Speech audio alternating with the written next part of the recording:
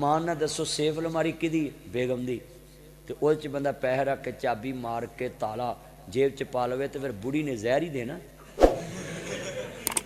भी तेनू मेरे ते तबार ही नहीं, मैं अपनी जिंदगी पेश कर दी है, अपनी इज्जत तेरे अगे रखी है और तू मेरे सामने सेफ नू ताला मार के चाबी जेब च पाउंदा। वो चलिया अज मरे भलके दूजे दिन सारा कुछ बुढ़ी दा ही है, तो जे जिउंदियां नू दे दो तो तुहानू कुछ नहीं कहिंदी। बीवी नू फड़ाओ, बीवी पैसे वरते बच्चियां नू दवे तेनू भी दवे, पर सारे नहीं फड़ाने कि सिगटां लई भी उहदे कोल मंगने पै जाण। कई सा भोले भी हुंदे ने ना विच, वो सारे ही उन्होंने फड़ा के आते हैं आ सिगटां लई मैनूं दई। चलिया अपनी चौधर भी नहीं गवानी, सारे नहीं उन्होंने फड़ाने, पर यह भी नहीं जुल्म करना कि बीवी नूं कहना तेन रोटी कपड़े देने आ होर कुछ नहीं देना, रोटी कपड़ी तो जेल च भी लभदे ने कि नहीं लभदे।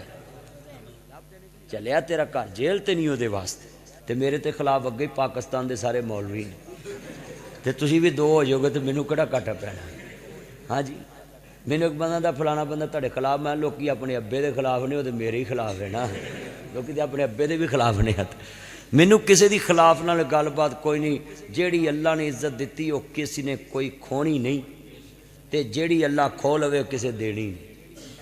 हाँ जी, एक दोस्त मेरे को आया कहता मौलवी जी सुनिया तुसी यतीम खाना बनाया, मैं जी आंदा जी मैं अपनी बेटी नूं एसी लैके कलना, मैनू पैसे दो। मैं कहा यार क्यों तू एसी कलना है? कहंदा वो कहंदे ने सारियां दे कमरे च एसी आए ने, तेरे कमरे च क्यों नहीं आया?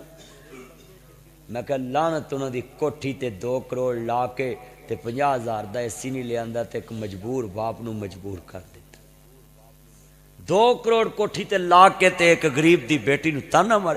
वैलुल लिकुल्लि हुमज़तिल लुमज़ा लिल्लज़ी जमा मालम व अद्ददा। अल्लाह ने कुरान च कहा ताने मेने देने वाले मैनू पसंद नहीं।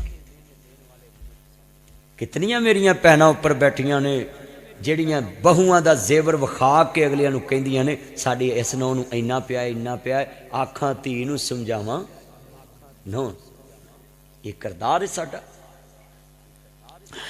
अल्लाह जानदा कितनियां बेटियां डैवो च रुल गईयां, फैसल मूवर च पावर च कितनियां बेटियां रुल गईयां। 4 बजे जांदियां ने।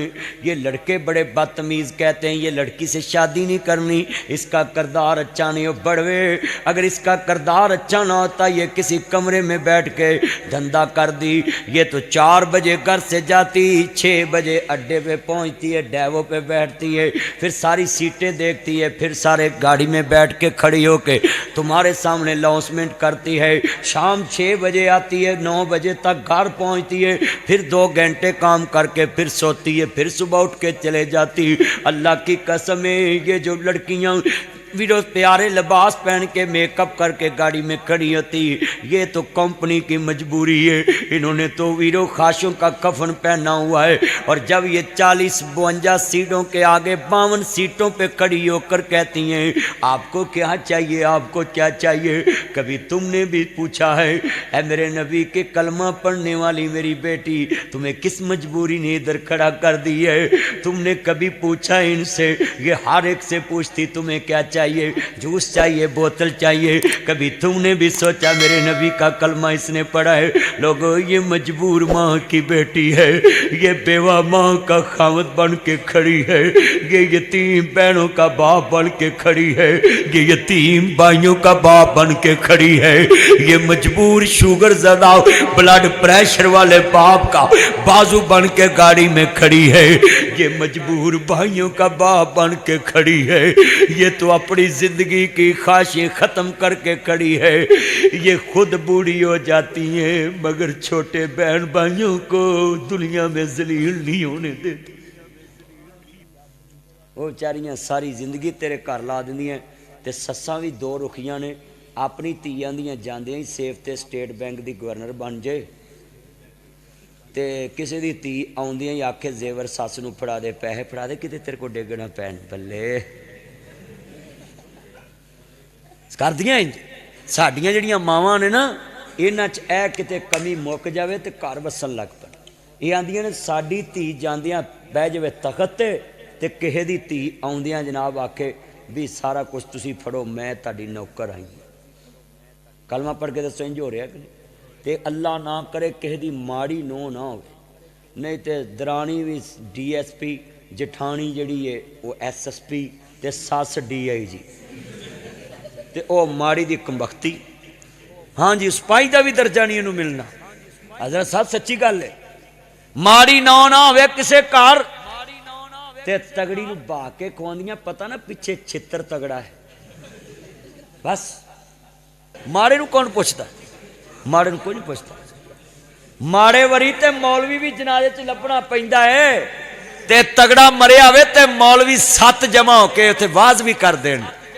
वाज करदे ने कि नहीं करदे? माड़े वरी कित्थों मौलवी लभदा? लभदा कोई नहीं लभदा। पुत्रो ध्यान बते, मोबाइल छोड़ो, बच्चे ध्यान कर, गल सुन मेरा चन्न, बड़ियां कीमती गल्लां सी। सदका रद्दुल बलाए हजरत दाऊद अलैहिस्सलाम, बोलो इत्थों गल चली ही ना, 6000 रुपया कमाउंदे सी, 3000 राह च गरीबां यतीमां नूं दे दिंदे सी, 3 अपणियां बीवियां नूं फड़ा दिंदे सी। किन्ने बंदे वादा करदे भी चाबी जाके बेगम नूं फड़ा दांगे। अच्छा भी ईमान ना दसो, सेफ अलमारी किहदी? बेगम दी। तो उस च बंदा पैसे रख के चाबी मार के ताला जेब च पा लवे, तो फिर बुढ़ी ने जहर ही देना भी तेनू मेरे ते तबार ही नहीं, मैं अपनी जिंदगी पेश कर दी है, अपनी इज्जत तेरे अगे रखी है, और तू मेरे सामने सेफ नूं ताला मार के चाबी जेब च पाउंदा। वो चलिया अज मरे भलके दूजे दिन सारा कुछ बुढ़ी दा ही है, तो जे जिउंदियां नूं दे दो तो तुहानूं कुछ नहीं कहिंदी। बीवी नूं फड़ाओ, बीवी पैसे वरते बच्चियां नूं दवे, तेनू भी देवे, पर सारे नहीं फड़ाने कि सिगटां लई भी उहदे कोल मंगने पै जाण। कई सा भोले भी हुंदे ने ना विच, वो सारे ही उहनूं फड़ा के आंदे ने आ सिगटां लई मैनूं दई। चलिया अपनी चौधर भी नहीं गवानी, सारे नहीं उहनूं फड़ाउणे, पर यह भी नहीं जुल्म करना कि बीवी नूं कहना तेनूं रोटी कपड़े देने आ, होर कुछ नहीं देना। रोटी कपड़ी तो जेल च भी लभदे, लभदे ने कि नहीं लभदे? चलिया तेरा घर जेल तो नहीं उहदे वास्ते,